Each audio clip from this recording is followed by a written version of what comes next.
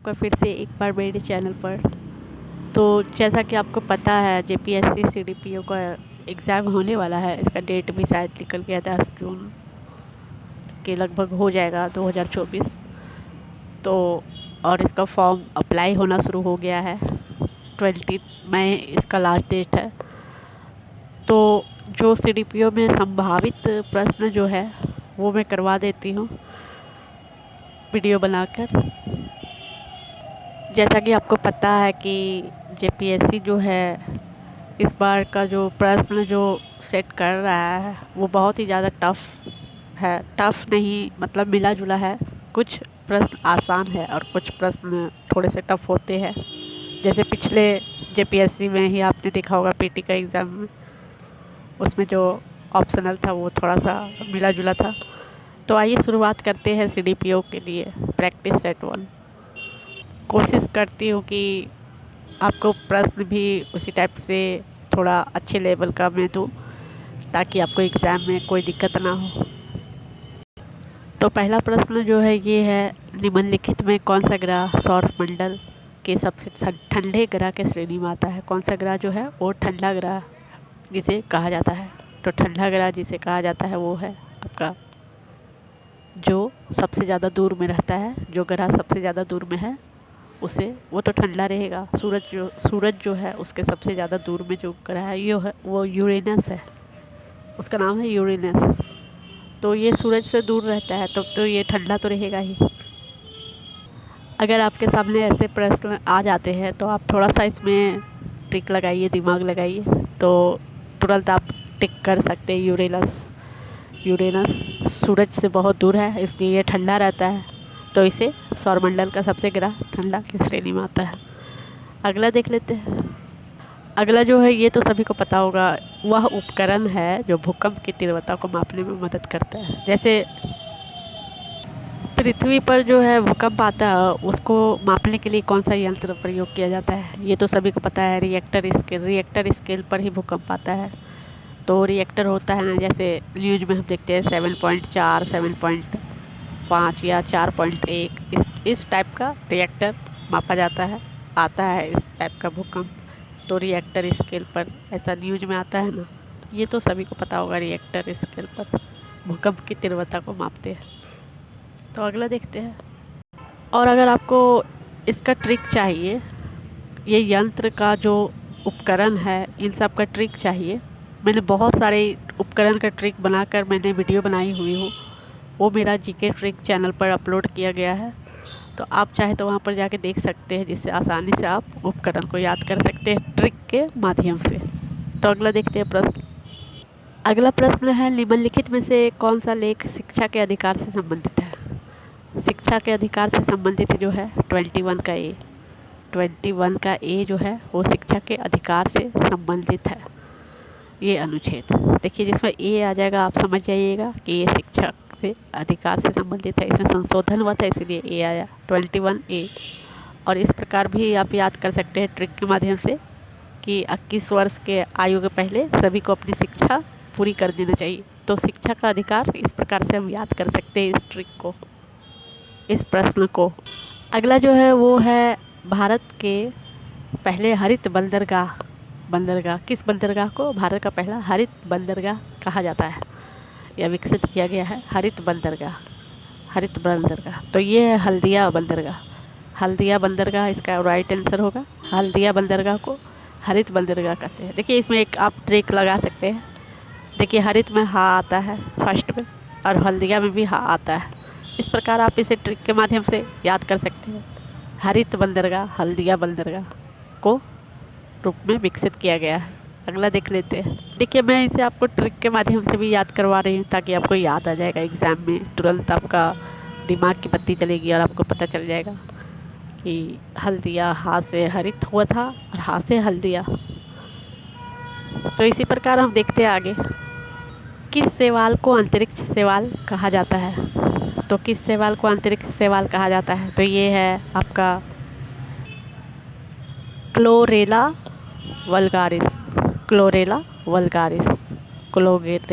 Vulgaris को अंतरिक्ष शैवाल के नाम से जाना जाता है। ठीक है। क्लोरेला वल्गारिस अंतरिक्ष शैवाल के नाम से जाना जाता है इसे। तो आप इसे ट्रिक के माध्यम से कैसे याद कर सकते हैं? तो देखिए, क्लोरेला, क्लोरेला में क्लाउड है, इसमें क्लाउड के जरा साउंड कर रहा है। क्लाउड मतलब बादल होता है, और बादल जो होता है आसमान में होता है, अंतरिक्ष में होता है। इस प्रकार आप इसे ट्रिक के माध्यम से भी याद कर सकते हैं। क्लोरेला अंतरिक्ष शैवाल को कहा जाता है। अगला देख लेते हैं। अगला है, उस द्वीप का नाम क्या है जो भारत और श्रीलंका के बीच में स्थित है? भारत और श्रीलंका के बीच में कौन सा द्वीप स्थित है? तो ये स्थित है कच्चा थीवू। कच्चा थीवू नाम है उसका। कच्चा थीवू नाम है भारत और श्रीलंका के बीच में जो द्वीप है उसे बोलते हैं कच्चा थीवू। कच्चा थीवू। अगला देखते हैं। अगला है, भारतीय रिजर्व बैंक के पहले भारतीय गवर्नर कौन थे? कौन है ये थे? भारतीय रिजर्व बैंक आरबीआई के पहले भारतीय गवर्नर कौन है? तो इसका राइट आंसर है सीडी देशमुख। सीडी देशमुख। देखिए, पहले भारतीय गवर्नर जहाँ पर आपका दिख जाएगा तो आप देश में टिक लगा दीजिए। देश है ना यहाँ, तो देश यानी कंट्री हमारा है भारतीय। तो इस प्रकार हम इसे ट्रिक से भी याद कर सकते हैं। सीडी देशमुख पहले भारतीय गवर्नर, आरबीआई के पहले भारतीय गवर्नर सीडी देशमुख। अगला देख लेते हैं। निम्नलिखित में से किस वर्ष मणिपुर राज्य को अपनी पूर्ण आजीविका प्राप्त होती है? अपनी पूर्ण आजीविका प्राप्त होती है। तो इसका सही राइट आंसर है 21 जनवरी 1972। 21 जनवरी 1972 को मणिपुर राज्य को अपनी पूर्ण आजीविका प्राप्त होती है। अगला देखते हैं। अगला है, कौन सा विटामिन ल्यूक्लिक एसिड और लाल रक्त कोशिकाओं के निर्माण में मदद करता है? तो कौन सा विटामिन है जो ल्यूक्लिक एसिड और लाल रक्त कोशिकाओं के निर्माण में मदद करता है? तो इसका जो राइट आंसर है वो है विटामिन B10। विटामिन B10, ठीक है। न्यूक्लिक एसिड और लाल रक्त कोशिकाओं के निर्माण में मदद करता है विटामिन B10। अगला देखते हैं। अगला है, माध्यम के तापमान में वृद्धि धवनी की गति को कैसे प्रभावित करती है? माध्यम के तापमान में वृद्धि धवनी की गति को कैसे प्रभावित करती है? तो इसका जो राइट आंसर है ये है गति बढ़ती है। गति बढ़ जाती है। माध्यम के तापमान में वृद्धि धवनी की गति को कैसे प्रभावित करती है? गति बढ़ती है, इसका राइट आंसर। अगला देखते हैं। अगला है, चूहों को मारने के लिए निम्नलिखित में से किस रसायन का उपयोग किया जाता है? चूहों को मारने के लिए कौन सा केमिकल का यूज किया जाता है, इसमें ये पूछा गया है। तो इसका राइट आंसर है zinc phosphide. Zinc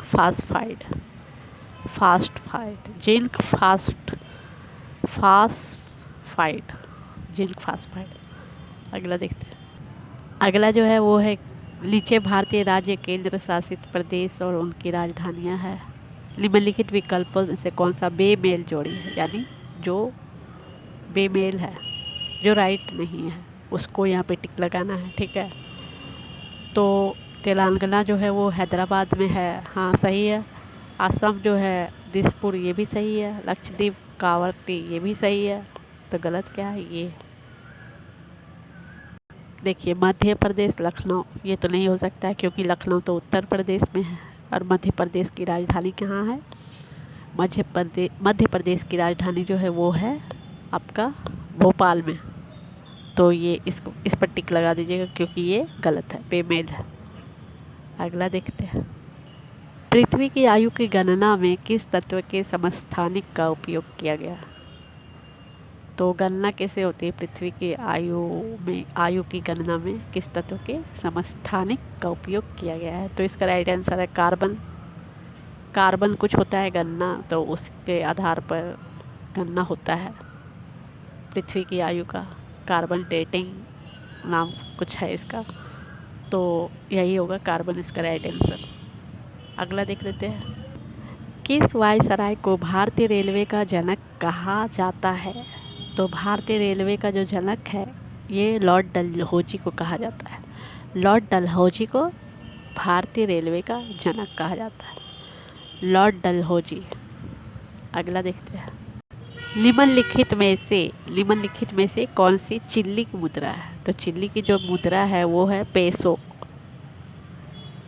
peso peso peso पैसा, चिल्ली, पेसो। अगला अगला है लखनऊ से 1857 के विद्रोह का नेता कौन थे या कौन थी? तो इसका राइट आंसर है बेगम हजरत महल। तो देखिए, लखनऊ की जो बेगम थी हजरत महल, वो थी नेता लखनऊ की, ठीक है, जब 1857 की क्रांति या विद्रोह हो रही थी उस टाइम। इसका एक ट्रिक है। तो देखिए, लखनऊ में जो है सो बहुत बड़े बड़े नवाब रहते हैं। लखनऊ में नवाब रहते थे, पहले भी, अभी भी रहते हैं, लेकिन पहले ज़्यादा रहते थे नवाब, राजा नवाब। तो नवाब जो थे वो महल में रहते थे। तो महल से इस प्रकार आप ट्रिक के माध्यम से इसे ट्रिक लगा के, थोड़ा सा दिमाग लगा के, इसमें आप एग्ज़ाम में याद कर सकते हैं इस प्रश्न का आंसर को। अगला देखते हैं। अगला जो है वो है, वह थियोसॉफिकल सोसाइटी की स्थापना करने वाले प्रसिद्ध नेता है। कौन है? थियोसॉफिकल सोसाइटी की स्थापना करने वाले नेता कौन है? तो ये है H P Blavatsky. HP. Blavatsky. अगला देखते हैं। अगला है, क्वांटम थ्योरी ऑफ रेडिएशन का आविष्कार किसने किया था? क्वांटम थ्योरी ऑफ रेडिएशन का आविष्कार किसने किया था? तो इसका सही उत्तर है प्लैंक। अगला देखते हैं। अगला है, विश्व का सबसे बड़ा पठार कौन सा है? तो विश्व का सबसे बड़ा पठार जो है वो है आपका, वो है तिब्बत का पठार। इसका राइट आंसर है तिब्बत का पठार। तिब्बत का पठार जो है वो सबसे बड़ा पठार है विश्व का, तिब्बत का पठार। निम्नलिखित तत्वों में से कौन सा तत्व हवा में एक प्रमुख अनुपात में मौजूद है? कौन सा तत्व है जो हवा में मौजूद है एक अनुपात में, ठीक है? तो इसका राइट आंसर क्या होगा? तो इसका जो राइट आंसर है वो है नाइट्रोजन। नाइट्रोजन जो है वो हवा में प्रमुख अनुपात के रूप में मौजूद रहती है। निम्नलिखित में से किस देश की राजधानी बैंकॉक है और रबड़ का प्रमुख उत्पादक है? वहाँ पर रबड़ भी उत्पाद होता है और उसका राजधानी जो है वो है बैंकॉक। तो ये कहाँ पे है? देखिए, बहुत लोग जो होते हैं, नेता लोग, अभिनेता लोग, वो लोग क्या करते हैं? बैंकॉक जाते हैं। क्यों जाते हैं? बैंक में पैसा जमा करने के लिए, काला धन अपना जमा करने के लिए। तो ये कहाँ पे है? थाईलैंड। अक्सर हम सुनते हैं थाईलैंड गया, ये गया, वो गया घूमने के लिए। तो इस प्रकार हम ट्रिक के माध्यम से इसे याद कर सकते हैं। बैंकॉक जो है वो थाईलैंड में है। थाईलैंड में जाते हैं पैसा जमा करने के लिए, काला धन जमा करने के लिए सब। इस प्रकार हम इसे ट्रिक के माध्यम से याद कर सकते हैं। बस ये याद करवाने के लिए था और ऐसा कुछ भी नहीं है, इसे सीरियसली नहीं लीजिएगा। थाईलैंड इसका राइट आंसर। अगला देखते हैं। चट्टान में उत्तल को क्या कहा जाता है? चट्टान में उत्तल को क्या कहा जाता है? तो इसका राइट आंसर है एंटीलाइन। Anti line. उत्तल को क्या कहा? जैसे चट्टान है ना, तो चट्टान में ऐसे ऐसे उत्तल कुछ होता है होगा, उसको हम क्या कहते हैं? Anti line. इस लाइन को हम कहते हैं एंटी लाइन। सतलुज नदी का ऋग्वेदिक नाम क्या है? तो सतलुज नदी का जो ऋग्वेदिक नाम है वो है सुतुद्री। सतलुज सुतुद्री। इटली की राजधानी रोम निम्नलिखित में से किस नदी के पर स्थित है? किस नदी के तट पर बसा हुआ है इटली की राजधानी रोम? तो ये हो गया आपका, इसका राइट आंसर है तिब्बर इसका राइट आंसर है। तिब्बर में इटली का रोम बसा हुआ है, ठीक है। अगला देखते हैं। ऑप्टिकल फाइबर किस सिद्धांत पर काम करता है? तो ये काम करता है पूर्ण आंतरिक परावर्तन। ऑप्टिकल फाइबर काम करता है पूर्ण आंतरिक परावर्तन। गन्ने की लाल जड़ के लिए कौन सा कवक जिम्मेदार है? गन्ने की लाल जड़ का जो बीमारी होता है वो कौन सा कवक के कारण से होता है? तो ये होगा कोलेट्रोट्रिचम फाल्कटम। इसका राइट आंसर। प्रधानमंत्री के कर्तव्य संविधान के किस अनुच्छेद में है? तो ये है अनुच्छेद 78, अनुच्छेद 78 में। न्यूजीलैंड की खोज करने वाला पहला यूरोपीय यात्री कौन था? तो इसका जो यात्री था वो था हाबिल तस्मान। हाबिल तस्मान इसका राइट आंसर है, न्यूजीलैंड की खोज किया था। भारत में रबी के मौसम में निम्नलिखित में से कौन सी फसल काटी जाती है? कौन सी फसल काटी जाती है रबी के मौसम में? तो इसका राइट आंसर है गेहूँ। गेहूँ जो है रबी के मौसम में काटी जाती है। बुलेट प्रूफ खिड़कियों में किस फाइबर का प्रयोग किया जाता है? तो बुलेट प्रूफ जो खिड़की होती है उसमें पॉलीकार्बोनेट का प्रयोग किया जाता है। तो ये थे महत्वपूर्ण 30 प्रश्न। अगर आपको वीडियो पसंद आई है तो मेरे चैनल को सब्सक्राइब कर लें, लाइक करें, शेयर करें। धन्यवाद। जय हिंद, जय भारत।